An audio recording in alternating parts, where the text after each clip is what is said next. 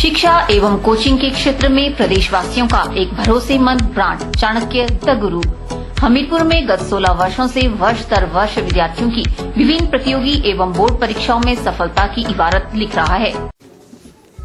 बड़ी खुशी होती है जब किसी ऐसे गांव में कर रही और उसके बाद ही मुझे लगता है आज आदरणीय ग्राम केंद्र अध्यक्ष जी ने करण जी को जोड़ के इसमें एक और वृद्धि कर ली। करण जी, आपका बड़ा बड़ा स्वागत है भारतीय जनता पार्टी में। आपको हम लोग 1998 से पहले तक एक ऐसा थे और ना ही स्वास्थ्य संस्थान थे। बिजली का उचित प्रबंध नहीं था और पानी का तो शायद था ही नहीं। हम एक ऐसी उपेक्षा भरी नागपुर 4 और गोरज विधानसभा क्षेत्र में हम घर द्वार जाके भारतीय जनता पार्टी के लिए समर्थन मांगे। तो सर, किस तरह के मुद्दे 30 साल आपके पिताजी यहाँ पे लगातार विधायक रहे हैं, मंत्री भी रहे हैं 2 बार, तो किस तरह की मुद्दे या समस्याएं हैं जिनको लेकर आज लोग आपसे चर्चा कर रहे हैं? मुद्दे और समस्याएं वही हैं जो विकास कार्य जी की सरकार में, भारतीय जनता पार्टी की सरकार में हुए थे, वो आज ठप पड़े हैं। जो कार्य कुछ बच गए थे वो उसी स्टेज पे हैं और नए कार्यों की तो कोई बात नहीं हो रही है इस सरकार की तरफ से। जो वर्तमान सरकार है और कुछ जो समस्याएं लोगों की हैं अभी, उसके बारे में चर्चा होती है। कोई स्पेशल कोई डिमांड लोगों की तरफ से आ रही है कि अगर आप विधायक बन जाएंगे तो क्या बड़ा मुद्दा निकल के आ रहा है, कोई काम जो आपको दिख रहा है कि करना पड़ेगा?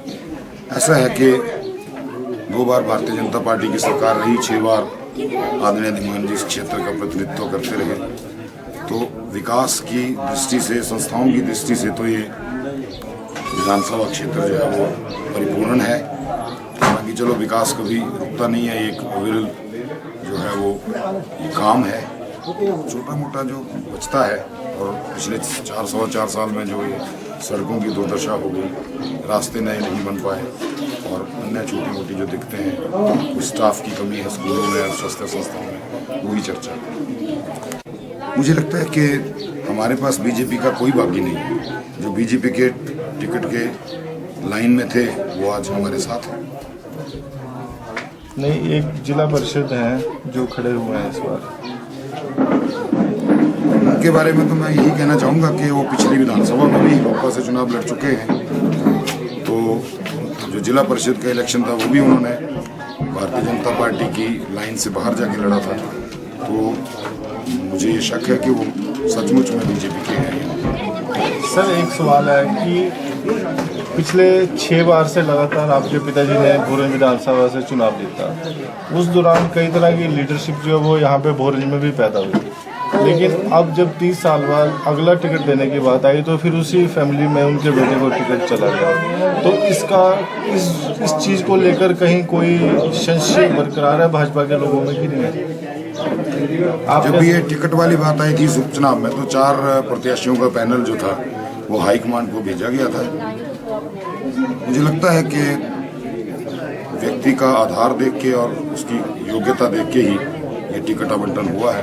मैं हाईकमांड और आदरणीय धीमान जी का आभारी हूँ इस बात के लिए, जिन्होंने मुझे इस योग्य समझा कि मैं श्री शिवदास धीमान जी के बाद इस गोरज क्षेत्र की जनता की सेवा करूँ। ये सेमीफाइनल मान के चलते हैं कि उपचुनावी मान के चलते हैं? मुझे लगता है कि जितनी जोरदार जीत इस चुनाव में भारतीय जनता पार्टी की होगी, उतने ही जोरदार तरीके से भारतीय जनता पार्टी इस साल के अंत में फिर सत्ता में एक बार लौटेगी। ऐसा कहा जा सकता है। हालांकि हर चुनाव के और हर क्षेत्र के मुद्दे अपने अलग अलग होते हैं, और फिर भी इतना मुझे पूर्ण विश्वास है कि जिस प्रचंड बहुमत से भारतीय जनता पार्टी ये सीट जीतेगी, हमारा जो भारतीय जनता पार्टी का 50+ का जो लक्ष्य है वो उतना ही नजदीक आता है।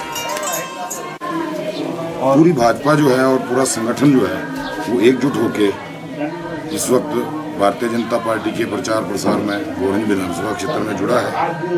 इसमें एक बात मैं कहना चाहूँगा कि माननीय मोदी जी का जो कांग्रेस मुक्त भारत का सपना है वो 1990 से भोरंज क्षेत्र में साकार हो चुका है।